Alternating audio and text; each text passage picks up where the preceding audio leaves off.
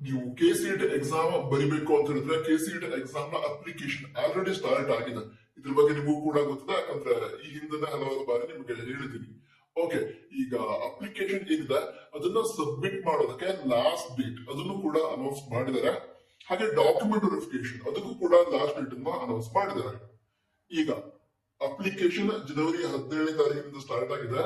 ಅಪ್ಲಿಕೇಶನ್ಗೆ last date February 16 ಆಗಿರುತ್ತೆ.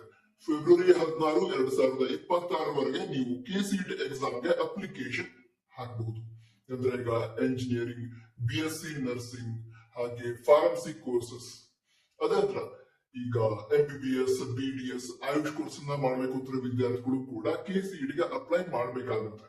ಓಕೆನಾ? ಅದ್ರ ಜೊತೆಗೆ ಅಲೈಡ್ ಹೆಲ್ತ್ ಸೈನ್ಸ್ ಕೋರ್ಸಸ್ ಮಾಡಬೇಕು ಅಂತ ವಿದ್ಯಾರ್ಥಿಗಳು ಕೂಡ KCET ಗೆ ಅಪ್ಲೈ ಮಾಡಬೇಕಾಗುತ್ತೆ. ಸೊ ಈ ಇನ್ಫಾರ್ಮೇಶನ್ ಏನಿದೆ ಅದು ನಿಮ್ಮ ಫ್ರೆಂಡ್ಸ್ ಗೆ ಶೇರ್ ಮಾಡಿ. ನಂತರ ಡಾಕ್ಯುಮೆಂಟ್ ವೆರಿಫಿಕೇಶನ್ ಏನಿದೆ, ಈಗ ಹಲವಾರು ಡಾಕ್ಯುಮೆಂಟ್ ಗಳ ವೆರಿಫಿಕೇಶನ್ ಆನ್ಲೈನಲ್ಲೇ ಆಗುತ್ತೆ. ಅದರಲ್ಲಿ ಈಗ ಕನ್ನಡ ಮೀಡಿಯಂ ಕೋಟಾ, ರೂರಲ್ ಕೋಟಾ, ಹಾಗೆ ಲಿಂಗ್ವಿಸ್ಟಿಕ್ ಮೈನಾರಿಟಿ, ಇದಕ್ಕಿರುವಂತಹ ಡಾಕ್ಯುಮೆಂಟ್ ವೆರಿಫಿಕೇಶನ್ ಏನಿದೆ ಇದು ಕಾಲೇಜಲ್ಲಿ ನಡೆಯುತ್ತೆ. ಸೊ ಒಮ್ಮೆ ಅಪ್ಲಿಕೇಶನ್ ಹಾಕಿದ ನಂತರ ಈ ಡಾಕ್ಯುಮೆಂಟ್ ಗಳನ್ನ ತೆಗೆದುಕೊಂಡು ನಿಮ್ಮ ಕಾಲೇಜ್ಗೆ ಹೋಗಿ ಅದನ್ನ ಕ್ಲೇಮ್ ಮಾಡಿದ್ರೆ, ಕನ್ನಡ ಮೀಡಿಯಂ ಕೋಟಾ, ರೂರಲ್ ಕೋಟಾ, ಹಾಗೆ ಲಿಂಗ್ವಿಸ್ಟಿಕ್ ಮೈನಾರಿಟಿ ಇದನ್ನ ನೀವು ಕ್ಲೇಮ್ ಮಾಡಿದ್ರೆ ಕಾಲೇಜ್ಗೆ ಹೋಗಿ ವೆರಿಫಿಕೇಶನ್ ಮಾಡಿಸಬೇಕಾಗತ್ತೆ. ಅದಕ್ಕೆ ಲಾಸ್ಟ್ ಡೇಟ್ ಫೆಬ್ರವರಿ 20 ಆಗಿರುತ್ತೆ. ಸರಿನಾ? ಸೊ ಇದಿಷ್ಟು ವಿಷಯ ಆಗಿತ್ತು.